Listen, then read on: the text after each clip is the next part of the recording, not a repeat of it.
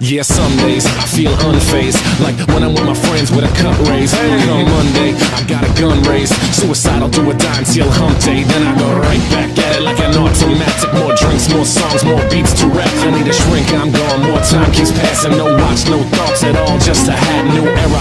Rep my P's and those O's, need the Phillies with the orange and black to feel home. From Citizens Bank back to Camden Yards, it's a tale of two cities, and trust we go hard. Trust we go hard, yes we go hard. You said we go hard, I said we go hard. Rockin' my Bob Cousy, stocking up on the loose. The lyrics come easy, but the life is a doozy. And yes, I'm choosy, and no, I won't settle, but I still take pop off over that kettle, cause I'm talking bigger picture. And yes, I'm gonna hit you with the... Now, in this version of events, Buggy would have actually been the one to encounter Luffy on this island, rather than Shanks and his crew basically meeting Luffy. When it came onto Shanks and his crew, they simply would have sailed to another island during this time. When it came on to Luffy though, he would be amazed at what Buggy could do. He was impressed by what the pirate was capable of doing. It seemed like no other regular human could do such a thing, so this guy had to be special in some sort of way. After all, this guy was basically able to separate his body into several different pieces. When it came on to Luffy's perspective of all of this, it looked like Buggy was essentially the most amazing pirate in the world. Buggy would have actually been the one to get Luffy into being interested in becoming a pirate in this version of events. Buggy and his crew, they wouldn't bother trying to take over the island here, since they weren't trying to cause too much commotion. They were simply just trying to, I don't know, basically just trying to get some more resources and just enjoy the time for a little. After all, they still needed a bigger crew because of the fact that Buggy's crew was still rather small at this point in time. He still wouldn't have gotten enough influence to really be taking over islands like that. When it came on to Buggy, he would have also found out that the famous marine hero Garp also apparently frequently visited the island, so that was two reasons for why he did not necessarily bother trying to take over this island. After all, Buggy had seen how the man fought before. He had seen a man literally fight his old captain, Roger, to what seemed like a standstill at times, so he knew that he never even held a candle to this man. He just would try and stay out of getting into an altercation with the man for the most part. But when it came on to Luffy though, Buggy would find Luffy to be kind of interesting. He wouldn't have known about the fact that Luffy was apparently related to the marine hero Garp, let alone him actually being the marine's grandson of all things. But it's just that this kid interested him. The way he seemed to just adore Buggy most of the time, it really did feel his ego a little bit.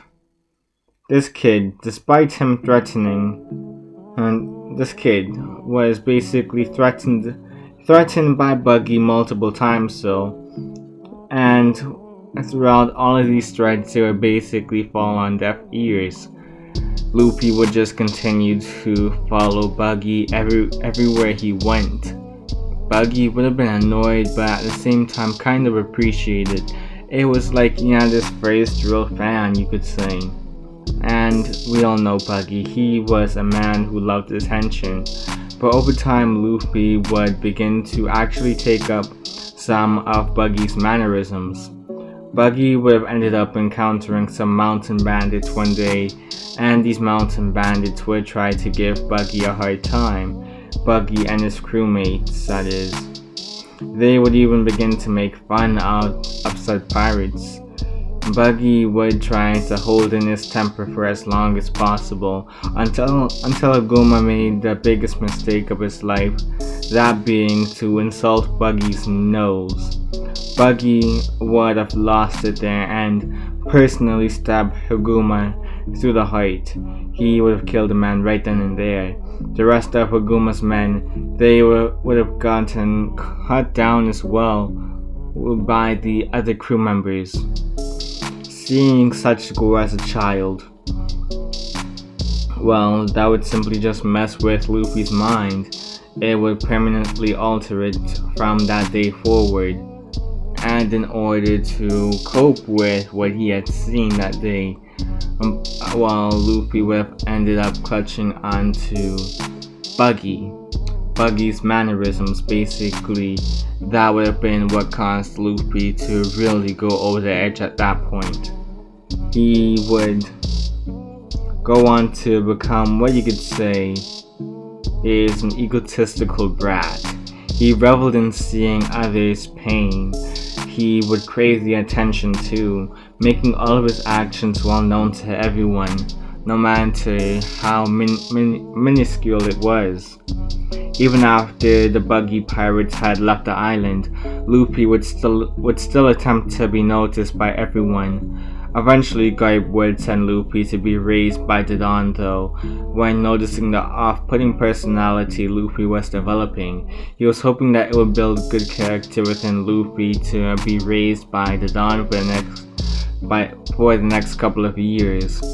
That and, well, Ace. Portgas the Ace would also be there, so for all Garp knew, those two could become friends. At least, that was wishful thinking. He was really hoping that the two boys would eventually get along and even bond, hoping that the two would actually have a good influence on each other, but unfortunately Buggy's influence had rooted itself too deep into Luffy's psyche at this point. Luffy would only ever be interested in showing that he was the very best around. He wouldn't care if he was ruthless in his actions, so long as he got recognized for said actions later on. Over the years, Luffy would be at odds with Ace and Sabo. They would develop a rivalry, and Luffy would view Buggy as the epitome of strength, and he would attempt to become as strong as possible if he ever wanted to become Pirate King.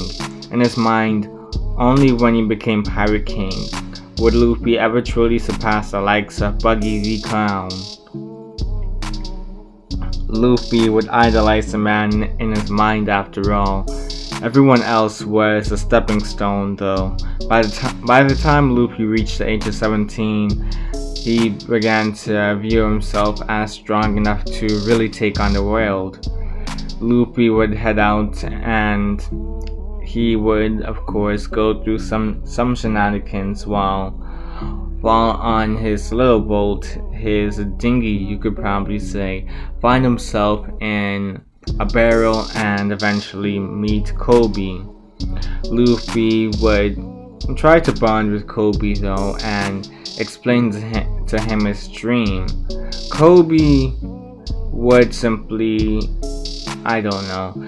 Kobe would simply say that Luffy was being too ridiculous, too preposterous when it came onto his dreams, because of the fact that trying to become Pirate King was a feat that even the most well-trained pirates, or some of the most seasoned pirates, were incapable of reaching. He doubted that Luffy was strong enough to contend with people like that. Luffy would get annoyed hearing the boy mention how his dream was impossible though, and he would knock the boy out for trying to stomp on said dreams. He would still be aggravated later on though. He would go to the top of the ship he was on and take down several of Alvida's men. When it came on to Alvida herself, Luffy would admit to her being an annoying person to face. It wasn't necessarily because of her strength or anything, it was just because of the pure weight that she had on her. He would Luffy would hurl insults at the woman though before using his motion in order to actually force her overboard. He would take over Alvida's ship and have her men sail him to Shelltown after they woke up. they would begrudgingly listen to Luffy simply because of the fact that he was capable of taking down their captain and knocking them all out. Luffy would have abandoned Kobe in the middle of the sea on the other ship though. Marines would eventually come to rescue the passengers though, and Kobe would grow to actually spite the one known as Luffy. The kid just knocked him out for no good reason, and he was talking about how he wanted to become Pirate King. Alright, since he wanted to become Pirate King so bad, then, well, when it came on to Kobe, he wanted to become an admiral and personally arrest the one known as Luffy. This guy just seemed to be an extremely arrogant fellow after all, and he felt that this guy needed to be dealt with accordingly very early on before he ended up causing more of a ruckus later. When it came on to Luffy though, he would have been aware of his personality. He did not necessarily care though. In his eyes, if a person had anything to say about the way he acted, then by all means confront him about it. They would have to do something about it, and he only hoped that they were strong enough to actually really put their words to action rather than just spouting a bunch of words talking about how bad Luffy's personality was. The people should just approach him and beat him senseless in order to stop with his personality. But nobody had the guts to do such a thing, so Luffy would just continue on his journey of becoming the worst person ever. Luffy would continue to just act the way he did, and eventually Luffy would meet Zoro while at Shelltown. He would inform him of the fact that he was going to be joining his crew. Zoro, that was. Zoro would hear Luffy out and simply refuse. Luffy wouldn't accept rejection though. Zoro, he would be annoyed with Luffy, but he would be too weak to argue with him. A girl would actually approach Zoro though, and she would try to offer him some food, more specifically a rice ball. Zoro, he would reject it though, and a blonde by the name of Helmeppo, he would arrive with several marines to the area that Zoro was tied up in. Zoro would end up hearing Helmeppo basically disgrace this girl and request for the marines to throw her outside of the gate. And he didn't seem to care if she was little and fragile. Helmeppo would actually mention how he could simply just talk to his father about the insubordination of some of the marines here if they refused to listen though. And Zoro couldn't completely blame the marines, but well, if he had the opportunity, he would chop them all down. The marines would begin to sweat when hearing about Captain Axe Morgan. Basically, every time Helmeppo mentioned his name, they would begin to sweat. And of course, they would end up falling into their fear. They would grab the girl and throw her out, requesting for her to curl up in a ball though, so the impact of the landing would be less harsh. Luffy would look at the authority this guy had, Helmeppo that was, and he would realize that this was the sort of thing he wanted as well. To simply have people answer his beck and call no matter how ridiculous the request could be. Yeah, that's exactly what Luffy wanted. Luffy wanted to rule with fear, but in order to do that, well, he would need a strong crew first. When Zoro asked for Luffy to feed him the rice ball that was on the floor, made by the girl from earlier, Luffy would use this as a perfect opportunity to force Zoro to join his crew that was. Zoro would simply sigh and inform Luffy of the fact that if he really wanted him on his crew so bad, then fine, he would join the crew. So long as Luffy got him his swords back though. and help him take down Captain Axe-Hand Morgan. Morgan was basically the biggest issue here. Luffy would think about it and realize that this could be a good start for his pursuit to become Pirate King. Luffy would agree to work with Zoro and find Telmeppo.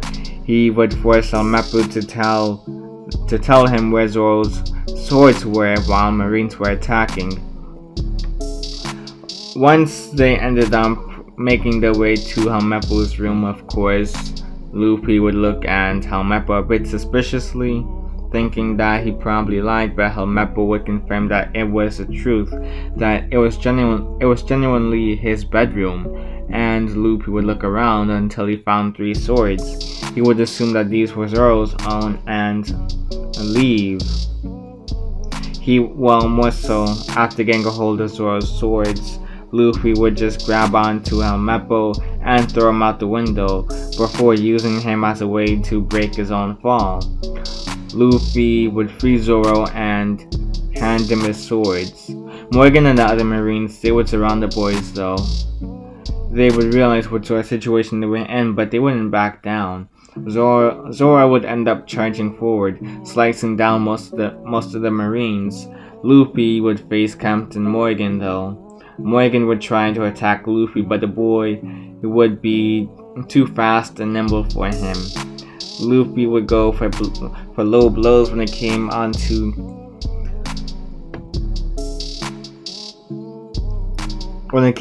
fighting. He would punch the man's teeth in, not almost so like this. He would basically punch the man in the liver at one point. That would heavily wound Captain Morgan. He would collapse onto one knee while trying to recompose himself, but Luffy wouldn't be done here. He would end up punching the man's teeth in and give him a concussion. In the end, Luffy would actually end up killing the man. He would make sure word would spread about how ruthless of a fighter he was, and how he was the one to actually kill Captain Morgan. People would begin to fear but respect Luffy for this. Fear because of the fact that, he did take down Captain Axe-Hand Morgan, but respect for the same reason. They respected Luffy for the fact that he even had the guts to stand up to Captain Axe-Hand Morgan in the first place. They were all too afraid to do such a thing. But Luffy would eventually be forced to leave the island by the Marines though. Luffy would be more focused on gathering comrades anyway, so he would leave with Zoro and they would make their way on to the next island. That island being whatever. Anyways, that is your boy KingTitanX signing out. You guys already know the deal. If you like the channel, hit that like button, maybe subscribe. If you like my content personally, let's see, I also have my own channel, so if you guys are interested, you guys can check it out as well. I already said it. Peace.